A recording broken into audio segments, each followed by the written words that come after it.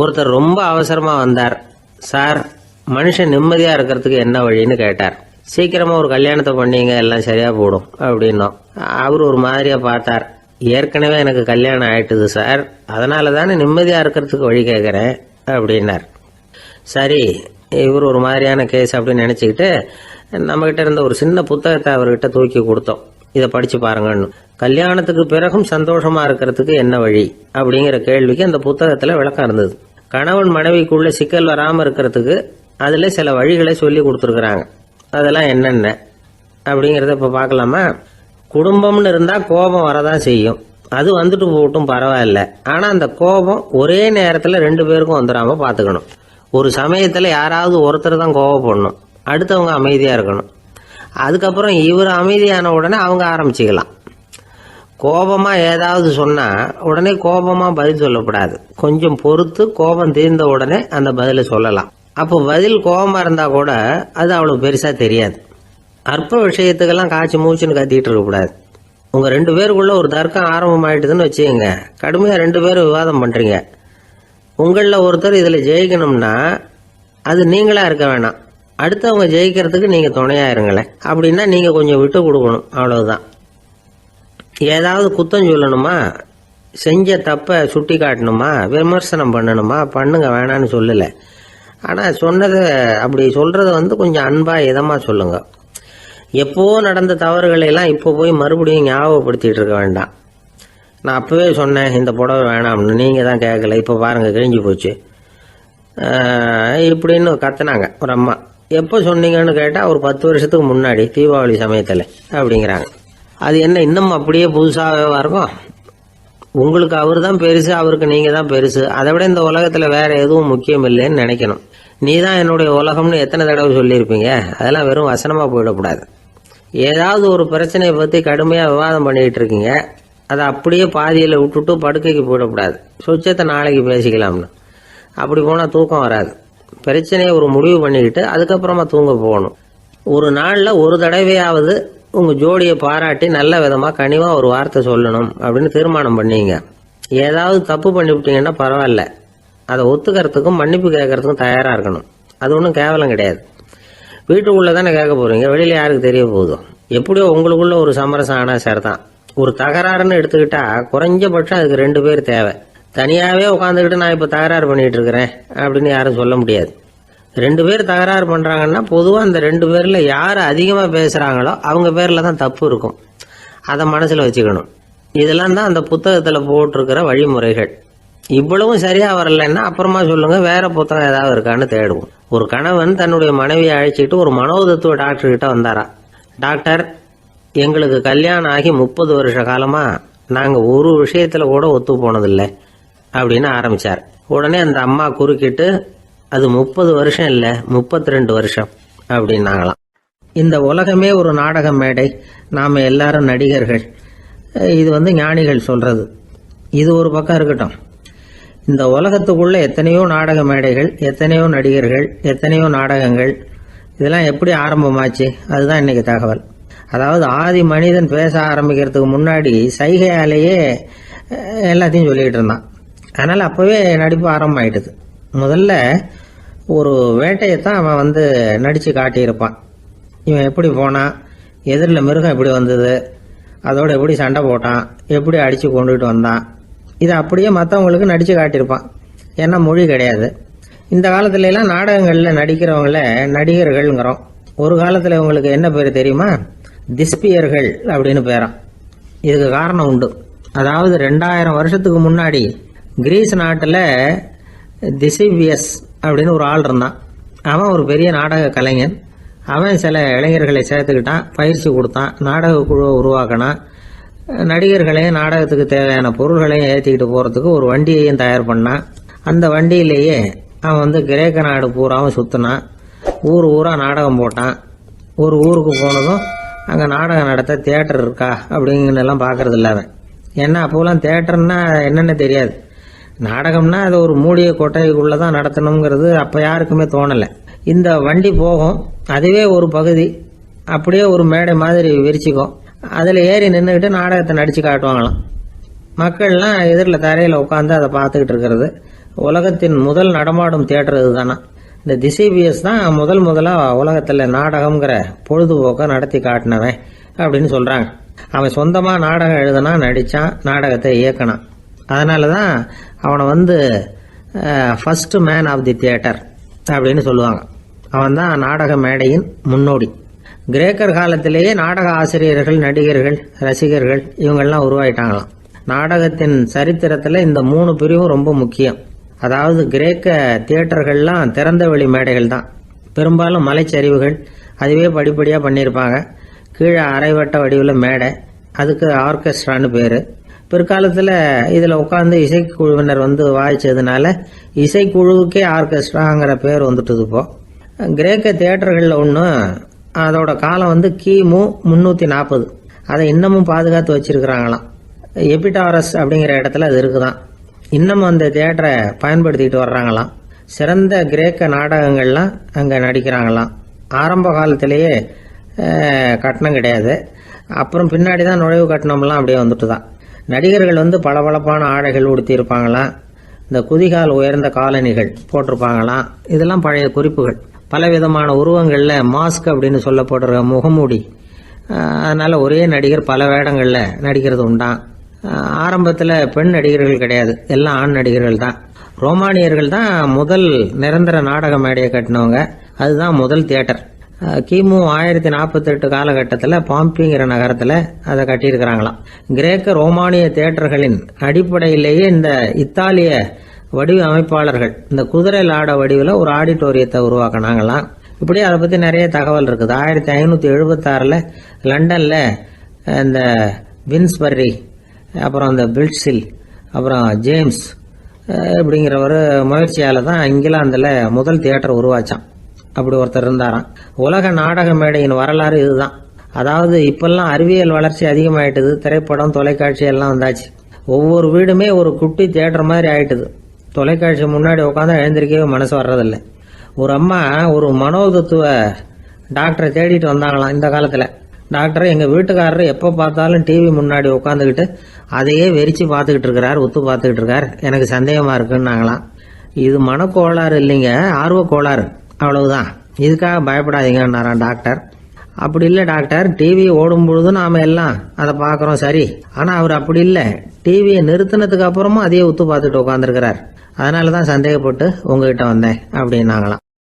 ஒரு அரசனும் அமைச்சரும் ஒரு நாள் ரொம்ப சாவகாசமாக பேசிக்கிட்டு இருந்தாங்களாம். அரசன் அமைச்சரை பார்த்து ஒரு கேள்வி கேட்டிருக்கார். ஏங்க அமைச்சரே, ஆசை இல்லாத ஒரு மனுஷனால இருக்க முடியுமா அப்படின்னு. ஏன் முடியாது, துறவி அப்படிங்கிறவங்கெல்லாம் அப்படிப்பட்டவங்க தானே அப்படின்னாராம் அமைச்சர். அவங்கெல்லாம் உண்மையிலேயே ஆசையை விட்டவங்க தானா அப்படின்னு கேட்டாராம் ராஜா.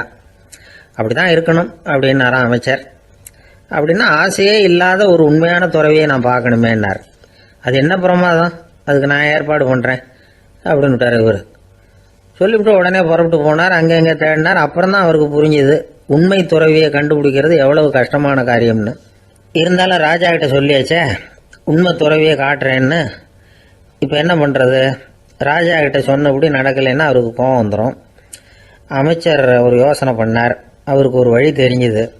அதுதான் சரின்னு முடிவு பண்ணார். அதாவது அந்த ஊரில் அவருக்கு தெரிஞ்ச நாடக நடிகர் ஒருத்தர் இருக்கிறார், நல்லா நடிப்பார். அவரை போய் பார்த்தார். இதை பாருப்பா, எனக்காக நீ ஒரு காரியம் செய்யணும்னார். என்னன்னு கேட்டார் அவர். நீ ஒரு துறவி மாதிரி கொஞ்ச நேரத்துக்கு நடிக்கணும். ராஜா உன்னை பார்த்துட்டு போகிற வரைக்கும் நடி, அது போதும். அதுக்காக உனக்கு 10,000 ரூபா தரேன் அப்படின்னார். அவர் எந்த காலத்தில் இவ்வளவு பணத்தை மொத்தமாக பார்த்துருக்கார். அதனால் உடனே சரின்னு ஒத்துக்கிட்டார். அமைச்சர் அரண்மனைக்கு திரும்பி வந்தார். என்ன அமைச்சரே, இன்னுமா ஒரு உண்மையான துறவி கிடைக்கலன்னார். உண்மையான துறவி ஒருத்தரை இப்போ தான் கொஞ்ச நேரத்துக்கு முன்னாடி பார்த்து பேசிவிட்டு வர்றேன். அவர் நம்ம ஊருக்கு வெளியில் குளத்தங்கரையில் உள்ள ஒரு ஆலமரத்துக்கு அடியில் உட்காந்துருக்கிறார் அப்படின்னார் இவர். அப்படின்னா உடனே புறப்படுங்க அப்படின்னார் ராஜா. பரிவாரங்களோடு புறப்பட்டார். அங்கே அந்த மரத்தடியில் அந்த ஆள் வேஷம் போட்டுக்கிட்டு துறவி மாதிரி உட்காந்துருக்கிறான். ராஜா நேராக போனார். அந்த துறவி காலில் பொத்துன்னு விழுந்து வணங்கினார். உடனே ராணி அவர் காலில் விழுந்தாங்க. அடுத்தபடியாக அமைச்சர் விழுந்தார். அவருக்கு தெரியும் இது நம்ம ஆள் தான்னு. இருந்தாலும் என்ன பண்ணுறது, நேரம். அப்புறம் பரிவாரங்கள்லாம் துறவி காலில் விழுந்து ஆசீர்வாதம் வாங்கிட்டாங்க. ராஜா அப்புறமா தங்கத்தட்டுல பொண்ணையும் பொருளையும் வச்சு அந்த துறவிகிட்ட ரொம்ப பணிவா நீட்டுறார். தாங்கள் தயவு பண்ணி இதை ஏத்துக்கணும் அப்படின்னு வேண்டிக்கிட்டார். அந்த துறவி பற்றில்லாம அதை பார்த்தார். எல்லாத்தையும் திறந்துட்ட எனக்கு இதெல்லாம் எதுக்காக அப்படின்னு சொல்லி அதை மறுத்துட்டாராம். ஆஹா, உண்மையான துறவியை பார்த்துட்டோம் அப்படிங்கிற ஆனந்தம் அரசருக்கு. ரொம்ப நிம்மதியா திருப்தியா திரும்பி வந்தார் அரண்மனைக்கு. அதுக்கப்புறம் அமைச்சர் யாருக்கும் தெரியாம அந்த துறவிகிட்ட ஓடினார். சொன்ன பிரகாரம் பணத்தை நீட்டினார். இந்தப்பா, நான் உங்ககிட்ட சொன்னபடி 10,000 ரூபா பணம் எடுத்துக்கோ அப்படின்னார். அந்த ஆள் ராஜா கிட்ட சொன்னது மாதிரியே எல்லாத்தையும் திறந்துட்ட எனக்கு இதெல்லாம் எதுக்காக வேணாம் அப்படின்னு விட்டாராம்.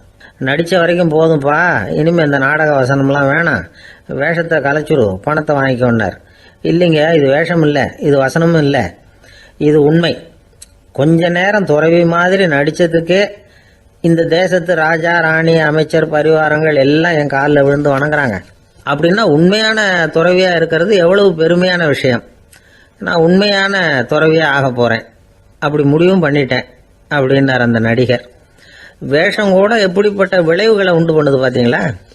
நம்மால் ஒருத்தன் ரொம்ப வசதியாக தான் இருந்தான். ஒரு நாள் அவன் சொத்து பூரா திருட்டு போட்டுது. அதுக்கப்புறம் இவன் துறவி மாதிரி ஆயிட்டான். ஊர் ஊரா சுத்தினான். ஒரு குருநாதரை தேடி கண்டுபிடிச்சான். அவர்கிட்ட சீடனா சேர்ந்துக்கிட்டான். அவனை பார்த்து ஒருத்தர் கேட்டார், நீ உண்மையான சீடன் தானான்னு. இல்லைங்க, சீடன் மாதிரி நடிச்சுக்கிட்டு இருக்கிறேன் அப்படின்னா. அது குரு துரோகம் இல்லையா அப்படின்னு கேட்டார் அவர். இல்லைங்க, நான் பண்ணது குரு துரோகம் இல்லை, என் குரு பண்ணது தான் துரோகம். என்னுடைய பணத்தை கொள்ளையடிச்சது இவர் தான். அதை எங்க வச்சிருக்காருன்னு கண்டுபிடிக்கிறதுக்காக தான் இவர்கிட்ட வந்து சீடனா சேர்ந்துருக்கிறேன் அப்படின்னானா. அந்த ஆள் என்ன கண்ணா பண்ணான்னு திட்டி விட்டான் சார். அதை நினைச்சா எனக்கு ரொம்ப வருத்தமா இருக்கு அப்படின்னு சொல்லி கவலைப்பட்டார் ஒருத்தர். இதுல கவலைப்படுறதுக்கு என்ன இருக்குது அப்படின்னாரு ஒரு பெரியவர். அவர் ஒரு மகான். என்ன சார் இப்படி சொல்றீங்க, ஒருத்தர் நம்ம பார்த்து திட்டுனா வருத்தமா இருக்காதா அப்படின்னார். அது எப்படி வருத்தமா இருக்கும், திட்டுறதுங்கிறது என்ன, அது வெறும் சத்தம் தானே அப்படின்னார் அந்த பெரியவர். நம்ம ஆளுக்கு தலையை பிச்சுக்கலாம் போல இருந்தது. இருக்காது அப்படின்னா நமக்கு அப்படித்தானே தோணுது. அந்த பெரியவர் சொல்றது ரொம்ப பெரிய விஷயம். அதை நாம புரிஞ்சிக்க முயற்சி பண்ணலாம்னா நடைமுறை வாழ்க்கைக்கு அது ஒத்து வர்றது மாதிரி தெரிய மாட்டேங்குது. இருந்தாலும் அந்த பெரியவர் அதுக்கு என்னதான் விளக்கம் கொடுக்கறாருன்னு பார்ப்போமே. ஒரு ரயில் போயிட்டு இருக்கு, அதுல ஒரு சாது போயிட்டு இருக்கார். அந்த ரயில் வந்து அவர் ஹரித்வாரம் போயிட்டு இருக்கார். அவரு ரயில்ல ஏகப்பட்ட கூட்டம். நம்ம ஊர் ரயில் கேட்க வேணும், டிக்கெட் வாங்கிட்டு கொஞ்சம் பேர், வாங்காத கொஞ்சம் பேர். அது என்னத்துக்கு அனாவசியமா டிக்கெட் அப்படிங்கிற நினைப்புல பாதி பேர். இந்த கூட்டத்துக்கு மத்தியில அந்த சாதுவும் போயிட்டு இருக்கிறார். உட்கார்றதுக்காக இருந்த இடத்துல ஒரு ஆள் படுத்திருக்கிறான். கொஞ்சம் முரட்டு ஆசாமி. அவன் காலு பக்கத்துல கொஞ்சோண்டு இடம் பாக்கி இருந்தது. அந்த இடத்துல இந்த சாது உட்காந்துருந்தார். மெதுவா உட்காந்துக்கிட்டார் போய். ஆனா அந்த ஆளு ராத்திரி பூரா இவரை காலால உதச்சிக்கிட்டே இருக்கிறான். அது இவருக்கு ரொம்ப அவமானமா பட்டது. அதனால துக்கம் ஏற்பட்டது. இருந்தாலும் அதை ஒரு மாதிரியா சகிச்சுக்கிட்டே இவர் வந்து சேர்ந்தார். பொழுது விடிஞ்சது. அந்த சாது ஹரித்வார் வந்து சேர்ந்தார். அங்க ஒரு பெரிய ஞானியை சந்திச்சார். ராத்திரி ரயில்ல அந்த ஆளு உதைச்சதையும் அதனால தனக்கு ஏற்பட்ட துக்கத்தையும் இந்த சாது அந்த ஞானி கிட்ட சொன்னார். சொல்லிவிட்டு, ஏன் சுவாமி, எனக்கு துக்கம் ஏற்பட்டதே அது தப்பா அப்படின்னு கேட்டார். தவறுதான் அந்த ஞானி. உனக்கு இன்னமும் தேக அபிமானம் போகலைங்கிறது தான் அது காட்டுது. அஷ்டாவக்ரர் என்ன சொல்றார் தெரியுமா, உண்மையான ஞானி யாராவது தன்னை வந்தனை செய்தால் அதற்காக சந்தோஷப்பட மாட்டார், யாராவது நிந்தனை செய்தால் அதற்காக வருத்தப்பட மாட்டார் அப்படின்னு சொல்றார். நிந்தனைங்கிறது ஒரு ஒலி தான். தேகாபிமானம் இருக்கிற வரைக்கும் இந்த ஒலி நம்மளை வந்து வேதனைப்படுத்தும். நான் தேகம் இல்லை, ஆத்மா அப்படிங்கிற நினைவு இருந்தா இந்த ஒலி நம்மளை பாதிக்காது. மனு என்ன சொல்றார் தெரியுமா, ஒரு சாதகன் பாராட்டுதலை விஷம்னு நினைச்சு பயப்படணும், அவமானத்தை அமிர்தம்னு நினைச்சு சந்தோஷப்படணுங்கிறார். அவமானப்பட்டா கவலைப்படாம எப்படி இருக்க முடியும் அப்படின்னு தான் நமக்கு தோணும். அதனாலதான் நம்மள யாரும் இதுக்கு உதாரணமா யாரையும் காட்ட முடியல. புத்தரையும் கபீரையும் உதாரணமா காட்டுறாங்க. அவங்களுக்கெல்லாம் அவமானம் ஏற்பட்டப்போ கவலையே படலையாம். புத்தரை வந்து அவமானப்படுத்தணுங்கிறதுக்காக கௌசாம்பி ராணி ஒரு இளம் பெண்ணை கொலை பண்ணி சடலத்தை புத்தர் குடிசைக்கு முன்னாடி போட சொன்னார். போட்டாங்க. புத்தர் தான் அந்த பொண்ணை கெடுத்து கொலை பண்ணி விட்டாருன்னு எல்லாரும் நினைச்சாங்க. ஆனா புத்தர் இதை பத்தி கவலையே படல. அப்புறமா உண்மை தெரிஞ்சதும் புத்தர் புகழ் இன்னும் அதிகமாயிட்டது. ஒரு பெரிய சபையில ஒரு மோசமான பொண்ணு நுழைஞ்சு தனக்கும் கபீருக்கும் சம்பந்தம் உண்டுன்னு சொன்னா கபீர் கவலைப்படல. அவங்க மாதிரியெல்லாம் நாமளும் இருக்க கத்துக்கணும். நிந்தனை, அபகீர்த்தி, அவமானம் எல்லாம் ஆண்டவன் கொடுக்கிற பிரசாதம்னு நினைக்கணும் அப்படின்னு சொல்றார் அந்த ஞானி. இதை கேட்ட இந்த காலத்து ஆசாமி ஒருத்தர், நான் கூட அப்படிதான் சார், யாராவது அவமானப்படுத்தினா கவலைப்பட மாட்டேன். நேத்து கூட ஒருத்தர் என்ன பலார்னு அரைஞ்சுட்டார், நான் கொஞ்சம் கூட கவலைப்படல, பேசாம வந்துட்டேன்னார்.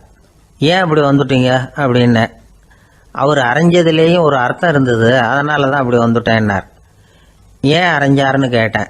10 வருஷத்துக்கு முன்னாடி 15 ரூபா அவர்கிட்ட கடன் வாங்கினேன், அதை கேட்டு கேட்டு பார்த்துட்டு கடைசியாக தான் அரைஞ்சார் அப்படின்னார். ஆண்டவனுடைய பிரசாதம் இவருக்கு அடிக்கடி கிடைக்கும் போல இருக்கு. அம்மாக்காரங்களுக்கு அடிக்கடி ஏற்படுற கவலை ஒன்று உண்டு, அதாவது குழந்தை சரியா சாப்பிட மாட்டேங்குதே அப்படிங்கிற கவலை. இவங்கெல்லாம் ஒரு விஷயத்த நல்லா புரிஞ்சுக்கணும். குழந்தைகள்ங்கிறவங்க பெரியவங்க மாதிரி இல்லை. அவங்க கடிகாரத்தில் மணியை பார்த்துட்டு சாப்பிட்றதுக்கு உட்கார்ற ரகம் கிடையாது. பசிச்சா சாப்பிடுவாங்க, இல்லைன்னா விளையாடுவாங்க அல்லது தூங்குவாங்க. அது புரியாம அவங்கள கட்டாயப்படுத்தி அல்லது மிரட்டி சாப்பிட வைக்கிறது ரொம்ப தப்பு. ஒரு 8 மாச குழந்தைக்கு 3 மணி நேரத்துக்கு ஒரு தடவை பசிக்கும். அந்த நேரம் பார்த்து சாப்பாடு கொடுத்தா அடம் பண்ணாம அது பாட்டுக்கு சாப்பிட்றோம்.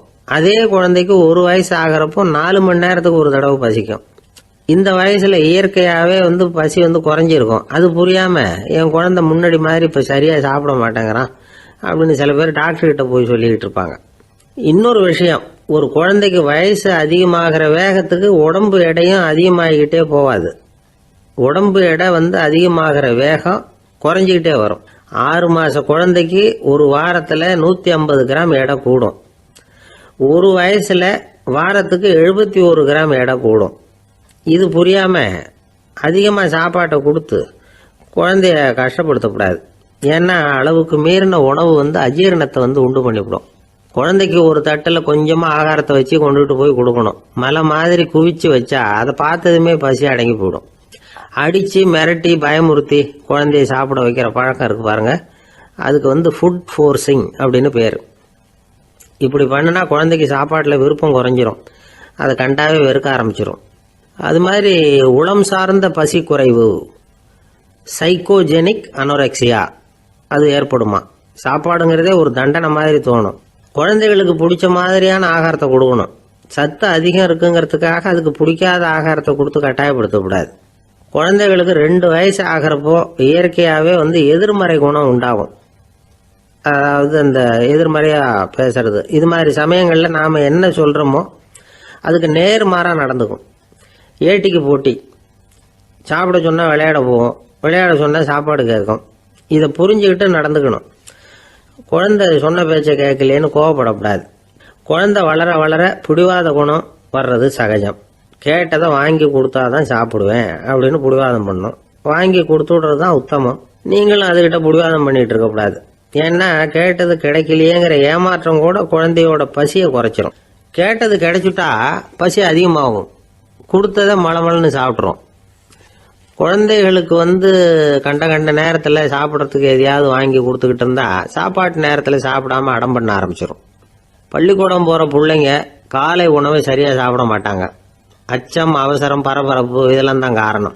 பள்ளிக்கு புறப்படுறதுக்கு ஒரு 3/4 மணி நேரத்துக்கு முன்னாடியே சாப்பாடு போட்டுருங்க, அது சரியாக போடும். படிக்கிற குழந்தைகள் உடல் சோர்வு, மனச்சோர்வு இது காரணமாக கூட சாப்பிட மறுக்கிறது உண்டு.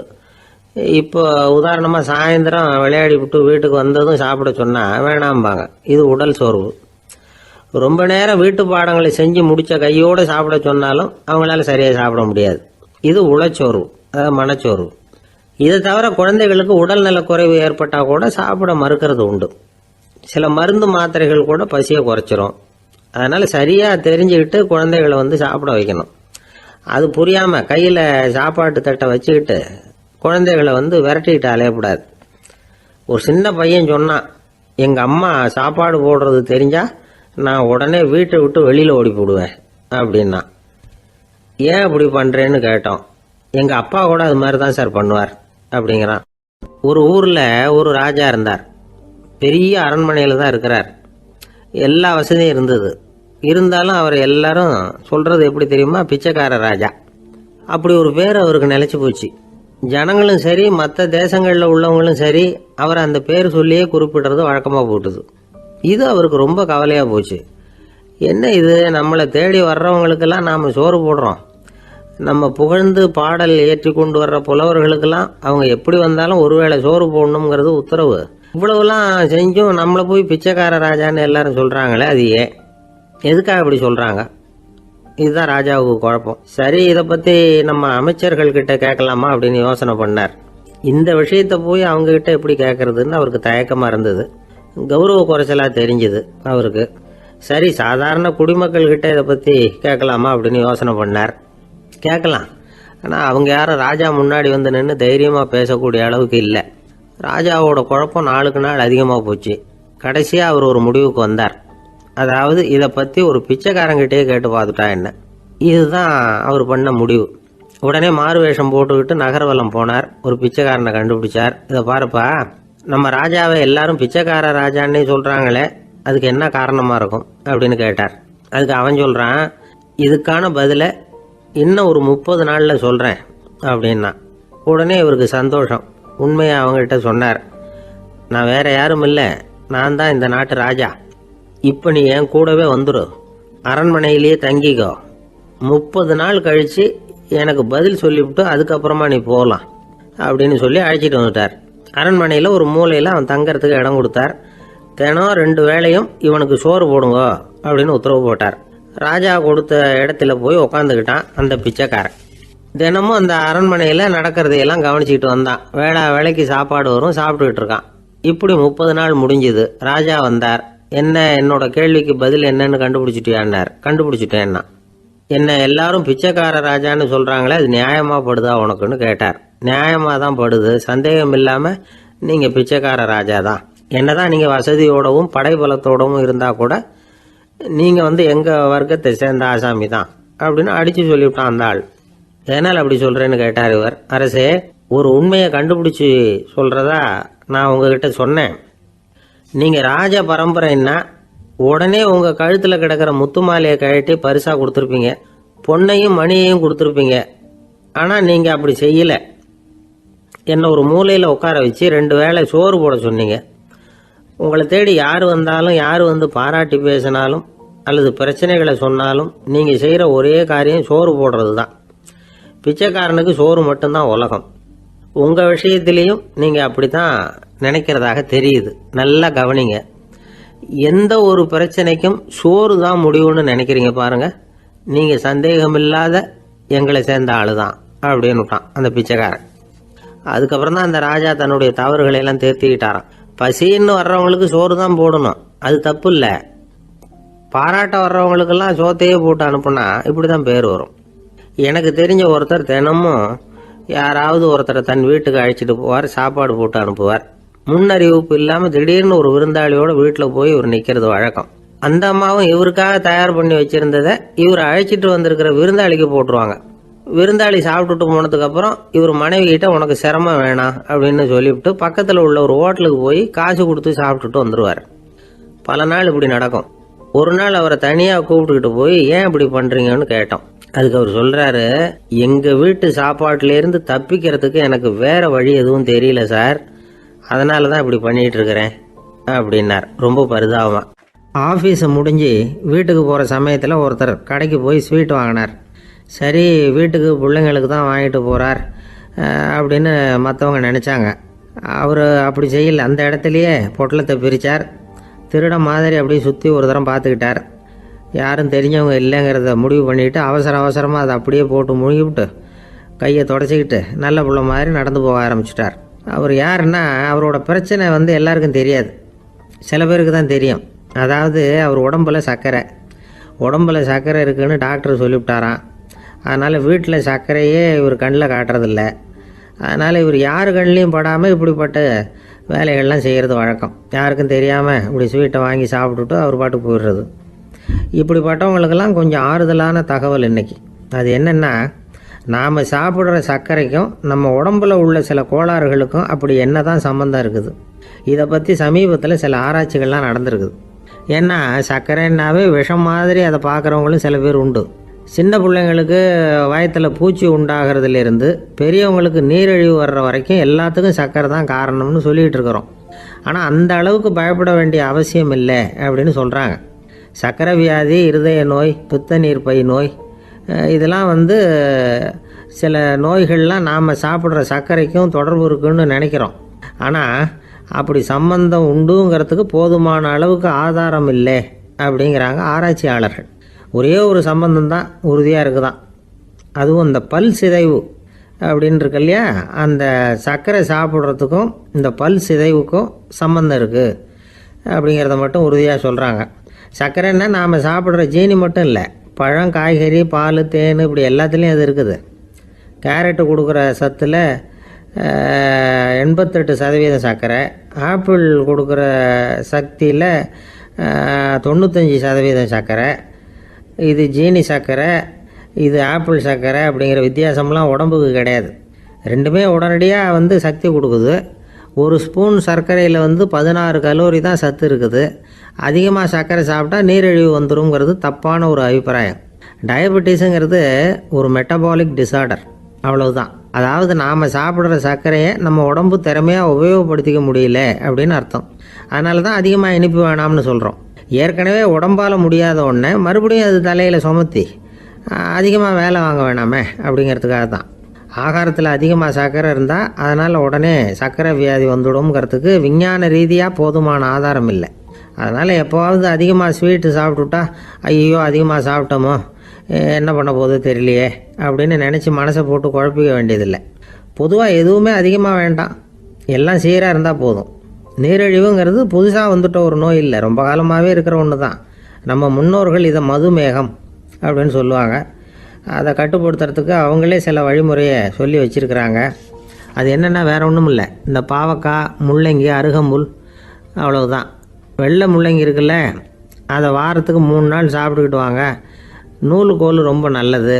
இல்லைன்னா முள்ளங்கி சாறு 1 ounce சாப்பிட்டுட்டு வரலாம். ரத்தத்தில் சேர்கிற சர்க்கரை அளவை இதெல்லாம் கட்டுப்படுத்துது. சிறுநீரில் காணப்படுகிற சர்க்கரை அளவையும் சமநிலைப்படுத்துது. தினமும் ஆகாரத்தில் கோதுமை, கேழ்வரகு, வெந்தயம், கருவேப்பிலை, சோயாபீன்ஸ் எது கிடைக்குதோ சேர்த்துக்கலாம். இப்படிலாம் செஞ்சுக்கிட்டு வந்தால் அப்புறம் வீட்டுக்கு தெரியாமல் கடையில் போய் நின்றுக்கிட்டு ஸ்வீட் வாங்கி திருட்டுத்தனமாக சாப்பிட வேண்டிய அவசியமே உங்களுக்கு வராது. 2 ஆசாமிகள் கடற்கரையில் உட்காந்து சாவகாசமாக பேசிக்கிட்டு இருந்தாங்களாம். ஒருத்தர் சொன்னார், இன்னொருத்தருக்கு தெரியாமல் ஸ்வீட்டு சாப்பிட்றதே எப்பவும் வந்து இடைஞ்சல் தான் சார். நேற்றுக்கு பாருங்கள் அப்படி தான் சாப்பிட்டுக்கிட்டு இருந்தேன், வீட்டுக்காரி கண்ணில் போட்டுவிட்டுது, அதுக்கப்புறம் ஒரே ரகலையாக போச்சு அப்படின்னாராம். எனக்கு கூட அப்படி தான் சார் ஆகிட்டுது, ஒரே ரகலை அப்படின்னாராம் இன்னொருத்தர். நீங்கள் சாப்பிட்டதும் உங்கள் வீட்டுக்காரங்க கண்ணில் போட்டுவிட்டுதா சார் அப்படின்னு கேட்டிருக்காரு இவர். அதுக்கு அவர் சொன்னாராம், அப்படி இல்லை சார், கடைக்காரர் கண்ணில் போட்டுவிட்டுதோ, நான் அவருக்கு தெரியாமல் அந்த ஸ்வீட்டை அவர் கடையிலேருந்து எடுத்திருந்தேன் அப்படின்னு விளக்கம் கொடுத்தாராம் இந்த ஆள். ஒரு மனுஷனுக்கு 3 விதத்தில் கர்வம் உண்டாகிறதுக்கு வாய்ப்பு உண்டு. பணம், பதவி, புகழ்.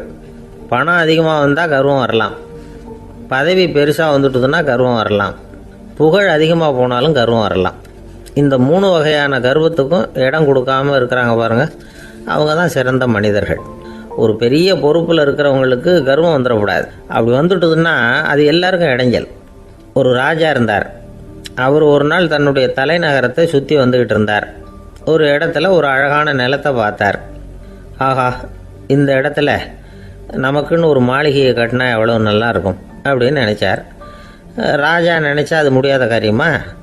சரி, இந்த நிலம் யாருக்கு சொந்தம்னு விசாரிங்க அப்படின்னார் பக்கத்தில் இருந்தவங்கக்கிட்ட. அவங்கெல்லாம் ஓடி போய் விசாரித்தாங்க. அந்த இடம் வந்து ஒரு வயசான கிழவிக்கு சொந்தம், வயசான அம்மாவுக்கு சொந்தமாக. அந்த அம்மா தான் அதில் ஒரு குடிசையை போட்டு குடியிருந்துகிட்டு இருக்கிறாங்க. சரி, அந்த நிலத்துக்கு வந்து ஒரு விலையை நிர்ணயம் பண்ணி அதை அந்த வயசான அம்மாக்கிட்ட கொடுத்துருங்கோ அப்படின்னு உத்தரவு போட்டார் ராஜா. ஆனால் அந்த அம்மா, இது எங்கள் பூர்வீக இடம், இதை விற்க மாட்டேன் அப்படின்னு சொல்லிவிட்டுது. சரி, 2 பங்கு விலை கொடுக்குறோம்னு சொல்லி பாருங்க அப்படின்னாங்க. அப்படியே சொன்னாங்க அரண்மனை ஆட்கள். அதுக்கும் சம்மதிக்கலை அந்த அம்மா. இதை கேள்விப்பட்டதும் ராஜாவுக்கு கோபம் வந்துட்டுது. தன்னுடைய ஆளுங்களை கூப்பிட்டார். போய் அந்த குடிசையை பிரித்து எறிங்க, காசெல்லாம் ஒன்றும் கொடுக்காதீங்க அப்படின்னு கத்தினார். அவ்வளோதான். அடுத்த நிமிஷம் அரண்மனை ஆசாமிகள் போனாங்க, குடிசையை பிரித்து எரிஞ்சாங்க. அந்த வயசான அம்மா இருக்குது, அதுவும் அந்த இடத்த விட்டு துரத்தி விட்டாங்க. அந்த இடத்துல ஒரு அரச மாளிகையை கட்டி முடிச்சிட்டாங்க. அந்த வயசான அம்மா பாவம், ராஜாவே இப்படி பண்ணால் யாருக்கிட்ட போய் முறையிட முடியும்? ஒரு ஞானி இருந்தார், அவர்கிட்ட போய் சொன்னாங்க. அவர் இவங்க சொன்னதை கேட்டு மனசில் வச்சுக்கிட்டார். ஒரு நாள் அந்த ராஜாவே இந்த ஞானியை கூப்பிட்டார். புதுசாக ஒரு மாளிகை கட்டியிருக்கிறேன், வந்து பாருங்கன்னு. சரின்னு சொல்லி இந்த பெரியவர் ஒரு நாள் இந்த மாளிகைக்கு போனார். சும்மா போகல, ஒரு கழுதையையும் ஓட்டிகிட்டு போனார். கொஞ்சம் சாக்குகள், வெத்து சாக்கு, அதையும் எடுத்து கழுதை முதுகில் போட்டு கழுதையை ஓட்டிகிட்டு போகிறார். ராஜா பார்த்தார். அவருக்கு இது ஆச்சரியமாக இருந்தது. என்ன இது, மாளிகைக்கு வந்துட்டு போங்கன்னு கூப்பிட்டா கழுதை சாக்கு இதெல்லாம் கொண்டு வராரு, ஒன்றும் புரியலையேன்னு நினச்சார். எதுக்காக இதெல்லாம்னு கேட்டார். அரசருடைய தோட்டத்திலேருந்து கொஞ்சம் மண் எடுத்துகிட்டு போகிறதுக்கு ஆசைப்பட்றேன், அதுக்கு நீங்கள் அனுமதி கொடுக்கணும் அப்படின்னாரு இவர். இது என்ன வேடிக்கையான கோரிக்கையாக இருக்குது அப்படின்னு நினச்சார் ராஜா. இருந்தாலும் மண்ணு தானே கேட்குறாரு, எடுத்துகிட்டு போகட்டுமே அப்படின்னு நினச்சார். சரின்னு அனுமதி கொடுத்தார். அந்த பெரியவர் தோட்டத்துக்கு போனார், மண்ணை வெட்டினார், சாக்கில் போட்டு நிரப்புனார். ராஜாவை கொஞ்சம் கிட்ட வாங்கன்னு கூப்பிட்டார். இந்த மண் மூட்டையை தூக்கி கழுதையோட முதுகில் வைக்கணும், கொஞ்சம் உதவி பண்ணுங்கன்னார். ஓ பண்ணுறேனே அப்படின்னு சொல்லி ராஜா கிட்ட போனார். மூட்டையை தூக்கி பார்க்குறாரு, முடியல, திணறி போயிட்டார். இப்போ அந்த ஞானி பேசினாராம். அரசே, இந்த ஒரு சாக்கு மண்ணையே உங்களால் தூக்க முடியல, அந்த கிழவிகிட்ட இருந்து அந்த அக்கிரமமாக அபகரித்த இந்த தோட்டம் பூராவையும் சுமக்கணும்னு ஆசைப்படுறீங்களே, அது உங்களால் முடியுமா அப்படின்னு கேட்டாராம். ராஜா யோசனை பண்ண ஆரம்பித்தார். தன்னுடைய செயலுக்காக வருத்தப்பட்டாராம். அந்த வயசான அம்மாவை உடனடியாக வரவழைச்சார். தாயே, தப்பு பண்ணிட்டேன், என்னை மன்னிச்சுக்குங்க, இன்னையிலேருந்து இந்த மாளிகையும் தோட்டமும் உங்களுக்கு தான் சொந்தம் அப்படின்னு சொல்லிவிட்டாராம். போகிறப்ப இந்த உலகத்திலேருந்து எண்ணத்தை எடுத்துகிட்டு போக போகிறோம், அதனால் ரொம்பவும் அலட்டிக்க வேண்டியதில்லை, கர்வப்பட வேண்டியதில்லை அப்படிங்கிறது ஒரு பெரிய உபதேசம். ஒரு பெரிய மனுஷன் சாக கிடந்தார், ரொம்பவும் அழுதார். ஏன் அழறீங்க அப்படின்னு கேட்டாங்க சுற்றி இருந்தவங்க. நான் சாகிறதுக்காக கவலைப்படலை, நான் நம்ம ஜனங்களுக்காக எவ்வளவோ காரியம்லாம் செஞ்சுக்கிட்டு வந்தேன். நான் செஞ்சுக்கிட்டு வந்த சேவையை இனிமேல் யார் செய்ய போகிறாங்க, அது யாரால முடியும், அதை நினச்சி தான் அழறேன் அப்படின்னாராம். ஒருத்தர் முன்னாடி வந்தார்.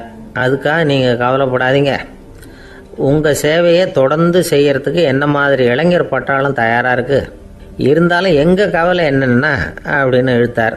என்ன சொல்லுங்கன்னு கேட்டார் அவர். நீங்கள் இது வரைக்கும் என்ன சேவை செஞ்சுக்கிட்டு வந்தீங்க, அதுதான் எங்களுக்கு இன்னமும் புரியாத புதிராக இருக்குது அப்படின்னாராம் அவர். ஒரு நண்பர் அவசரமாக என்கிட்ட ஓடி வந்தார். அப்புறம் சொன்னார், என்னால் நம்பவே முடியல சார், என் பையனா அப்படி அப்படின்னு சொல்லி ஆச்சரியப்பட்டார். உங்கள் பையன் அப்படி என்ன தான் செஞ்சுட்டான் அப்படின்னு கேட்டேன். என்னால் முடியாத ஒரு காரியத்தை அவன் செஞ்சுட்டான் சார் அப்படின்னார். அது என்னன்னு தான் சொல்லுங்களேன். என்ன, 5வது வகுப்பில் அவன் ஒரே தடவையில் தேறிட்டான் சார், அதாவது ஒரே அட்டம்ப்டில் பாஸ் ஆகிருக்கான் அப்படின்னார் மூச்சு வாங்க. கஷ்டப்பட்டு பரீட்சை எழுதுனது அவன், இவருக்கு ஏன் மூச்சு வாங்குது? நம்மால் செய்ய முடியாத ஒரு காரியத்தை இன்னொருத்தர் செய்யும் பொழுது அது நமக்கு ஆச்சரியமாக இருக்குது. சர்க்கஸ் பார்க்குறோம், ஒருத்தர் அந்த இடத்துல தொங்குறார், அது நமக்கு ஆச்சரியம், ஏன்னா அது நம்மால் முடியாத காரியம். நம்மால் முடியாத ஒன்றை அடுத்தவர் எளிதாக செய்யும் பொழுது நாம் மருள்வது இயற்கை. இதை தான் தொல்காப்பியம் மருட்கை அப்படின்னு சொல்லுது. இந்த வியப்பு இருக்குதே, இது 4 வகையில் ஏற்படுறதாக தொல்காப்பியம் சொல்லுது. அது என்ன 4 வகை? முதல் வகை எப்படின்னா, புதுமையான அரிய செயல்களை செய்கிறது. 2வது வகை என்னென்னா பெரும் செயல்களை செய்கிறது. 3வது வகை என்னென்னா மிக நுட்பமான செயல்களை செய்கிறது.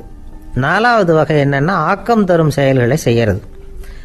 புதுமை, பெருமை, சிறுமை, ஆக்கமோடு மதினம் சாலா மருட்கை 4 அப்படிங்கிறது தொல்காப்பியம். இன்றைக்கி விஞ்ஞானம் புதுசு புதுசாக எதையோ கண்டுபிடிக்குது. ஆரம்பத்தில் அது ஆச்சரியமாக இருக்குது, அப்புறம் அது நமக்கு பழகி போடுது. வானொலி பெட்டி புதுசாக வந்தப்போ ஒரு பெட்டி பேசுதுங்கிறது எவ்வளோ பெரிய ஆச்சரியம். இப்போ யாரும் அதை ஆச்சரியமாக பார்க்குறதில்ல.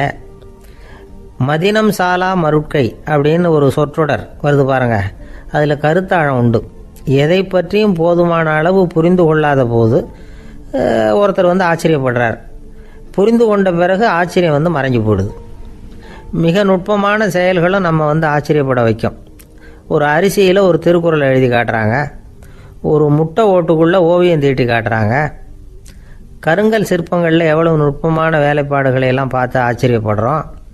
இது மாதிரி ஆக்கப்பூர்வமான அரிய செயல்களை செய்கிறது கூட வியப்பை உண்டு பண்ணும். குப்பை கூலங்களை கூட வாழ்க்கைக்கு பயன்படுகிற பொருளாக மாற்றுகிறவர்கள் இருக்காங்க, அவர்களுடைய செயல் வியப்பு அளிக்குது.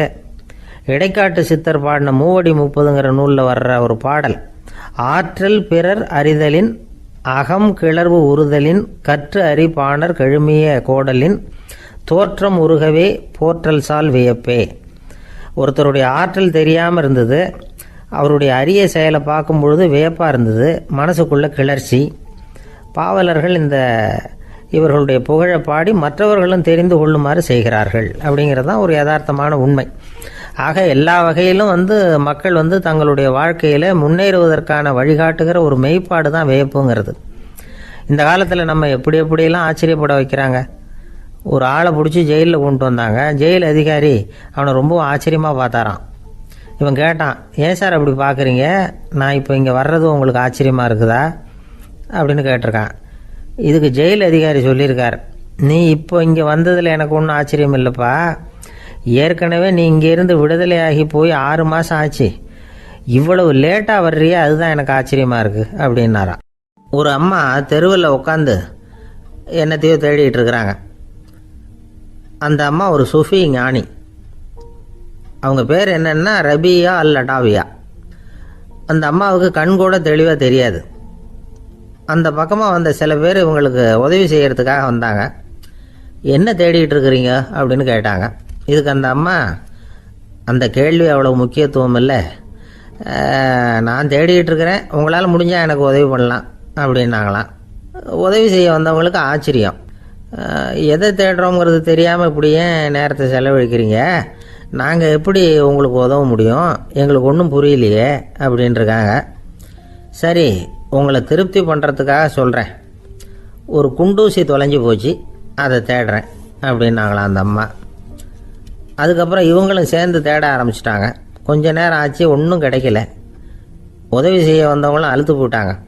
அப்புறம் கேட்டாங்க, பாருங்கம்மா, இது ரொம்பவும் பெரிய தெரு, அகலமான தெரு, அதனால் குறிப்பாக நீங்கள் எந்த இடத்துல அந்த குண்டூசியை தொலைச்சிங்க அதை சொல்ல முடியுமான்னாங்களாம்.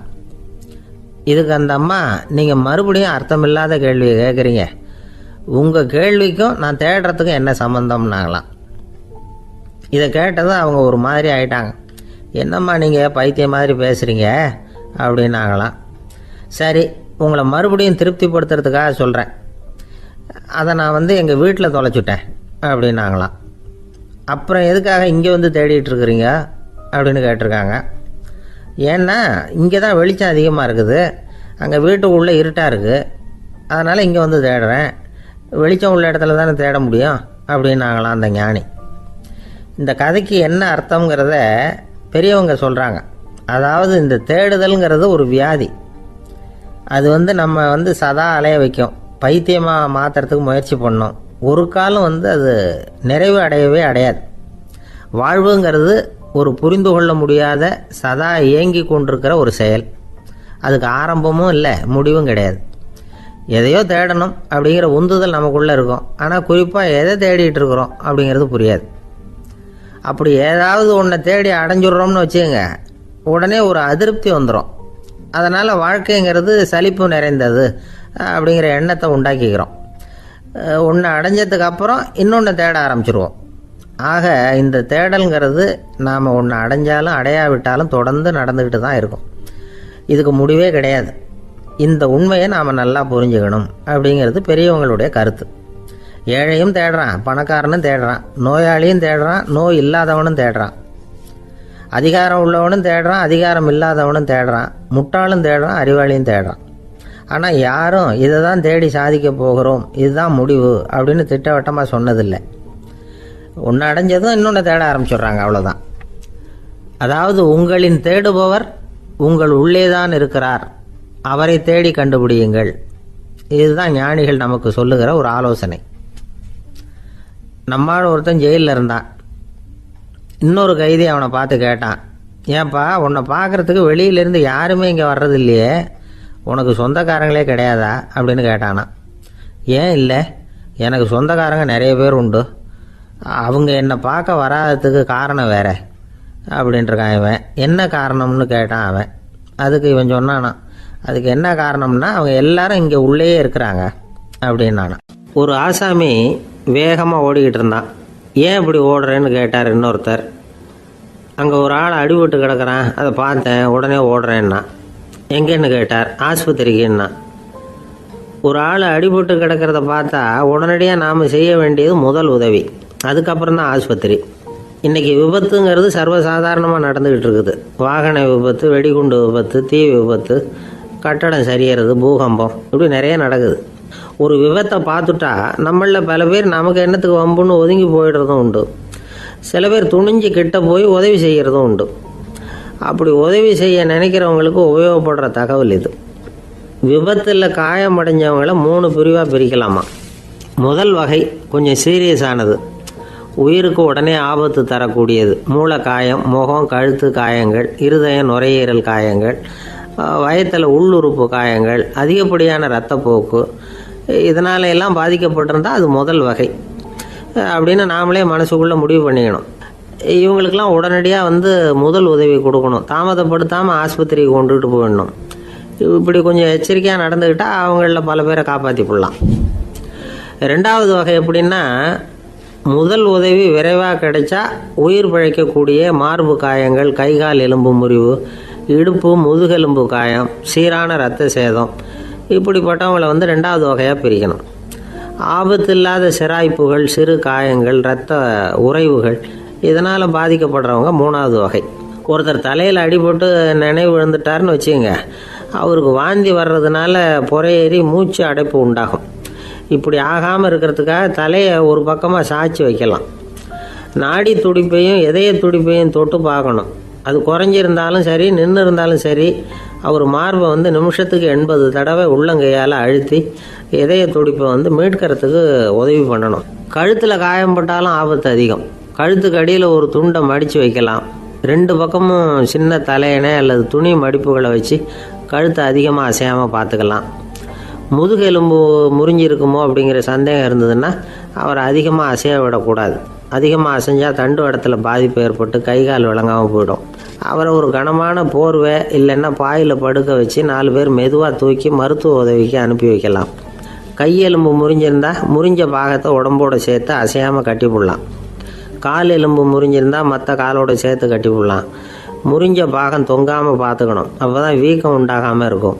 வெட்டு காயம், குண்டடிப்பட்ட காயம், இதிலெல்லாம் ரத்தப்போக்கு அதிகமாக இருக்கும்.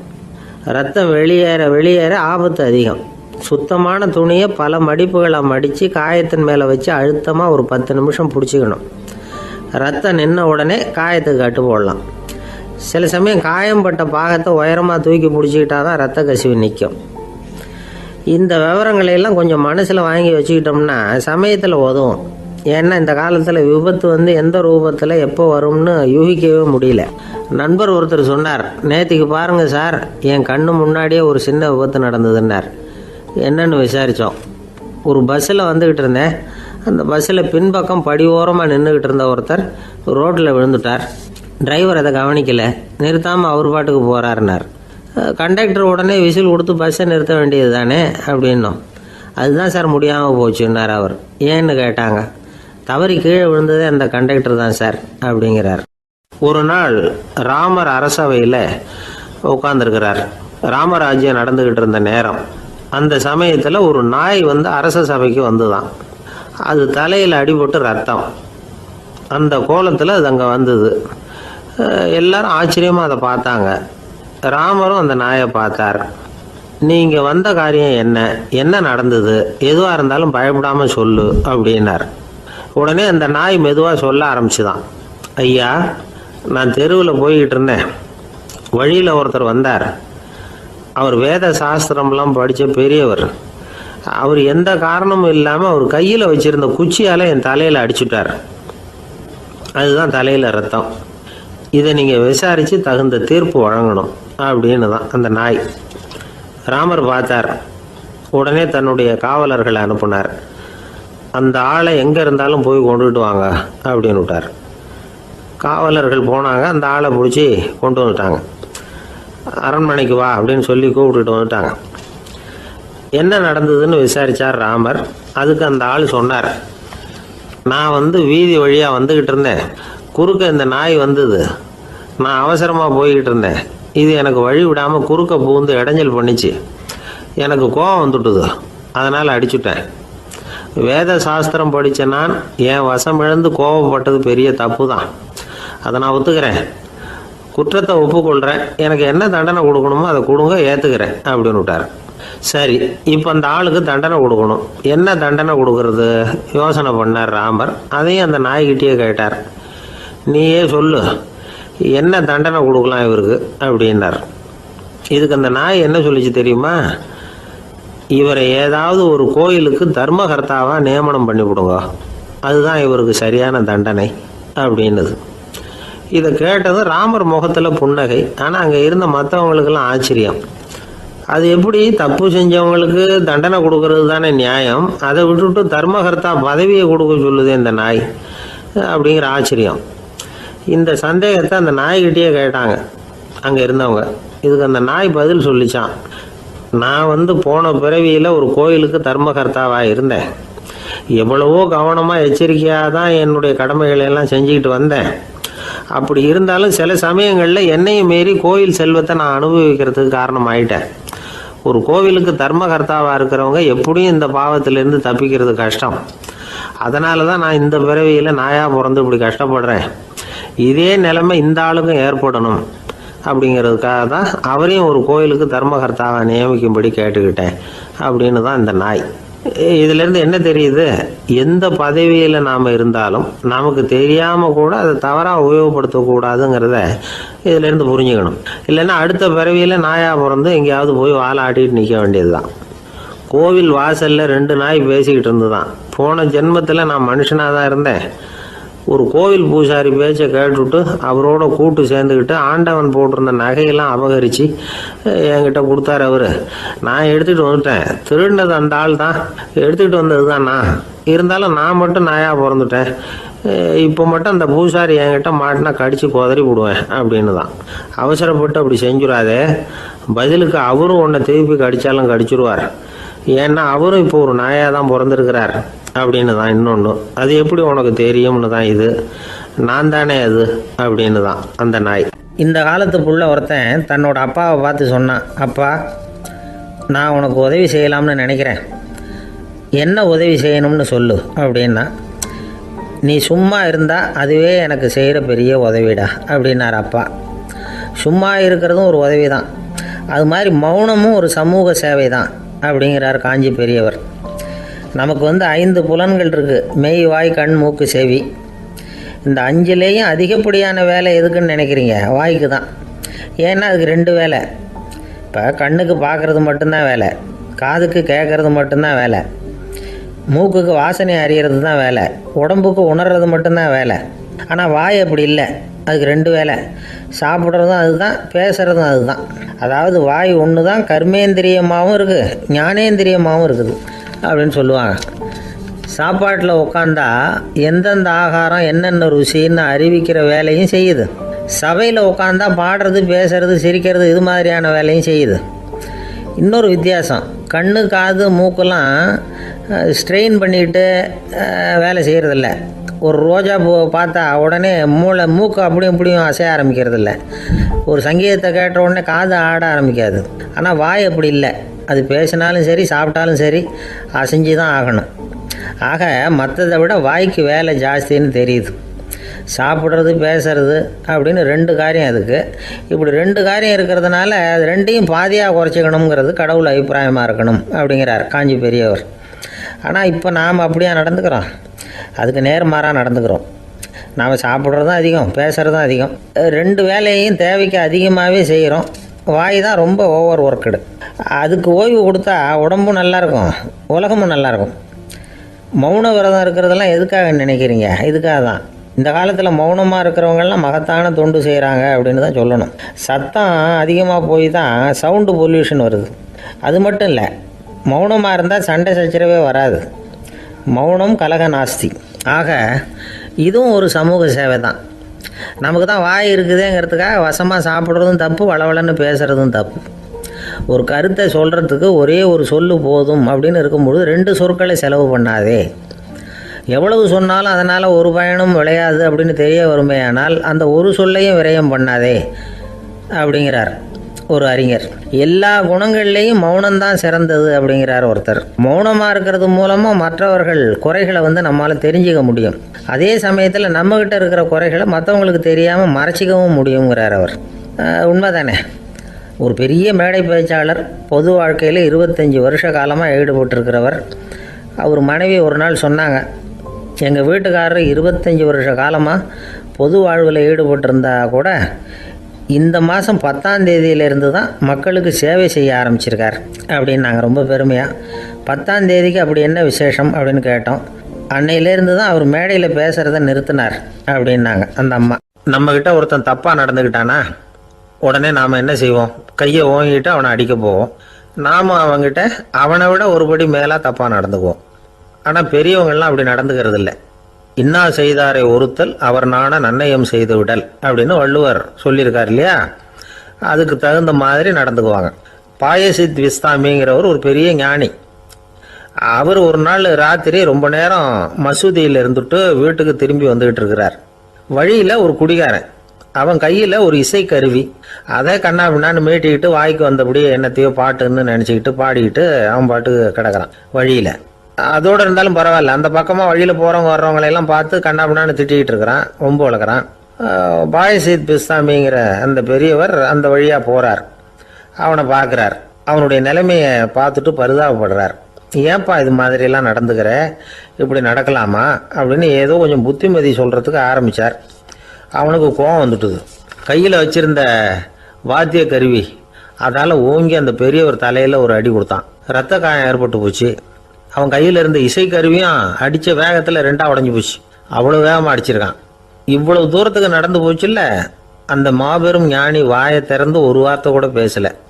பேசாமல் தலையை பிடிச்சிக்கிட்டு அவர் பாட்டுக்கு போயிட்டார்.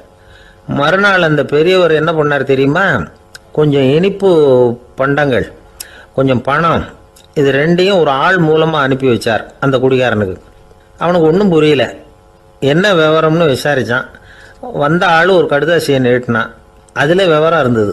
ஞானி எழுதியிருக்கிறார், இதை பார்ப்பா, உங்களுடைய இசைக்கருவி உடையறதுக்கு என்னுடைய தலை காரணமாக ஆயிட்டுது. அதுக்காக நான் ரொம்ப வருத்தப்படுறேன். அதுக்காக தான் பணம் அனுப்பி வச்சுருக்கேன். வேறு புதுசாக ஒரு இசைக்கருவி வாங்கிக்கோ. அப்புறம் இன்னொரு விஷயம், நேற்றுக்கு ராத்திரி என்கிட்ட ஏகப்பட்ட கசப்பான வார்த்தைகளை பேசினேன். இதோடு அனுப்பியிருக்கிற இனிப்பு பண்டங்களை சாப்பிட்டு உன்னுடைய நாவில் உள்ள கசப்பை மாற்றிக்கோ அப்படின்னு அதில் எழுதப்பட்டிருந்தது. இந்த சமயத்தில் அவன் குடி மயக்கத்தில் இல்லை, தெளிஞ்சு போயிருந்த நேரம் அது. அதனால் அதை படித்த உடனே அவனுக்கு ரொம்ப வெக்கமாக போச்சு. தலை குனிஞ்சான், யோசனை பண்ணான். கொஞ்ச நேரத்தில் தன்னுடைய நண்பர்கள் சில பேரையும் கூப்பிட்டுக்கிட்டு நேராக அந்த ஞானி இருக்கிற இடத்துக்கு ஓடினான். அவர் காலில் விழுந்தான். அவர்கிட்ட மன்னிப்பு கேட்டுக்கிட்டான். பெரியவங்களே தெரியாமல் நான் இந்த பாவ செயலை பண்ணிவிட்டேன், என்னை மன்னிச்சுங்க. உங்களுடைய பொறுமையும் போதனையும் என்னுடைய கண்ணை திறந்துட்டுது. இனிமேல் நானும் என்னுடைய நண்பர்களும் நல்ல வழியில் திருந்தி வாழ போகிறோம் அப்படின்னா. ஞானி செய்த நன்னயம் குடிகாரனை எப்படி திருத்திருக்கு பார்த்தீங்களா? இந்த கதையை கேட்டுவிட்டு ஒருத்தர் சொன்னார், என் வாழ்க்கையில் கூட அப்படி ஒரு சம்பவம் நடந்தது சார். நானும் ஒரு நாள் ராத்திரி ஓவராக குடிச்சிட்டு ஒரு கிட்டாரை வாசிச்சுக்கிட்டு கண்ணாபின்னான்னு உளறிக்கிட்டு திட்டிக்கிட்டு இருந்தேன். அந்த சமயம் அந்த வழியாக ஒருத்தர் வந்தார். ஓங்கி தலையில் ஒரே ஒரு அடி, ரத்தம் வந்துட்டுது. அதுக்கப்புறம் என் மனசு தெரிந்துவிட்டுது சார் அப்படின்னார். அப்படியா என்ன? ஆச்சரியமா. ஆமாம் சார், அடி விழுந்தது அவர் தலையில் இல்லை, என் தலையில். வந்தவர் என்ன அப்படி அடிச்சுட்டார். மயக்கம் தெளிஞ்சதுக்கு அப்புறம் தான் எனக்கு விவரம் புரிஞ்சுது. அவர் ஒரு போலீஸ்காரரு அப்படின்னார் ரொம்ப சோகமாக. அந்த ஆளுக்கு பேச தெரியாது, அவர்கிட்ட கொஞ்சம் எச்சரிக்கையாக நடந்துக்கோ அப்படின்னு சொல்கிறது உண்டு. அப்படின்னா என்ன அர்த்தம்? அவர் இன்னமும் குழந்தையாகவே இருக்கிறாரு, இன்னும் பேச்சு வரலன்னு அர்த்தம்? அப்படி இல்லை, அவருக்கு நாகரிகமாக பேச தெரியலன்னு அர்த்தம். பேசுறதுங்கிறது மனுஷனால் மட்டுமே முடியக்கூடிய ஒரு காரியம். அப்படி இருந்தும் அதோட பெருமையை அவன் இன்னமும் சரியாக புரிஞ்சிக்கலன்னு தான் சொல்லணும். அதனால தான் அவன் அளவுக்கு அதிகமாக வார்த்தைகளை கொட்டி விடுறான். அதுக்கப்புறம் அதையெல்லாம் திருப்பி அள்ள முடியாமல் கிடந்து கஷ்டப்படுறான். கொட்டின வார்த்தையை அள்ள முடியுமா? ஒருத்தரை இன்னைக்கு பார்த்து முட்டாள்னு திட்டி விடுறீங்க, நாளைக்கு மறுபடியும் அவர்கிட்ட போய் நேற்றுக்கு உன்னை முட்டாள்னு சொல்லிவிட்டேன், அந்த வார்த்தையை திருப்பி கொடு, வாங்கிட்டு போயிடுறேன் அப்படின்னு நான் சொல்ல முடியும்? அவன் கோபக்காரனாக இருந்தால் நேற்றுக்கே அதை வேறு விதமாக உங்களுக்கு திருப்பி கொடுத்துருப்பான். உலகத்தில் எவ்வளவோ ஜீவராசிகள் இருக்குது, அதுக்கெல்லாம் வாய் இருக்குது. அந்த வாயெல்லாம் எதுக்கு உபயோகம்? சாப்பிட்றதுக்காக. ஆனால் நமக்கு இருக்கிற வாய் சாப்பிட்றதுக்காக மட்டும் இல்லை, பேசுகிறதுக்காகவும் தான். பேச முடியலன்னா வாய் இருந்தா கூட அது வாயில்லா ஜீவன் தான்.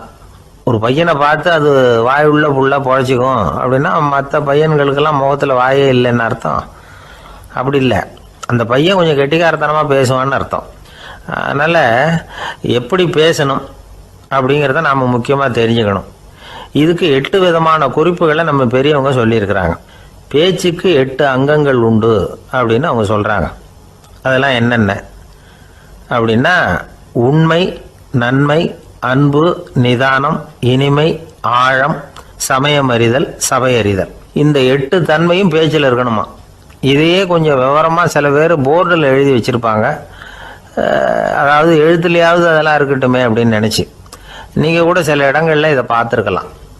அதாவது உண்மையே பேசுக, நன்மையே பேசுக, அன்பாக பேசுக, நிதானமாக பேசுக, இனிமையாக பேசுக, ஆழமுடையதாக பேசுக, சமயமறிந்து பேசுக, சபையறிந்து பேசுக, இப்படி எழுதி வச்சுருப்பாங்க. இந்த 8 அம்சமும் சரியாக பொருந்தி இருந்தால் தான் அது பேச்சு. மற்றதெல்லாம் பேச்சாகிடாது. பேச்சு ஒரு சிறந்த கலை. எல்லாத்தையும் விட பேசாமல் இருந்தும் பழகணும், அது ரொம்ப முக்கியம். உண்மையே பேசணும். சத்தியத்துக்கு மதிப்பு கொடுக்குறவங்கள தான் சரித்திரம் மதிக்கும். உண்மை பேசினா மட்டும் போதாது, அந்த உண்மையில் நன்மை கலந்துருக்கணும். கொலைகாரனுக்கு பயந்துக்கிட்டு ஒருத்தன் உங்கள் வீட்டுக்குள்ளே ஒளிஞ்சிருக்கிறான். அந்த முரட்டு ஆசாமி கையில் அறிவாளோடு வந்து அவங்க வந்தானான்னு உங்ககிட்ட கேட்குறான்னு வச்சுங்க.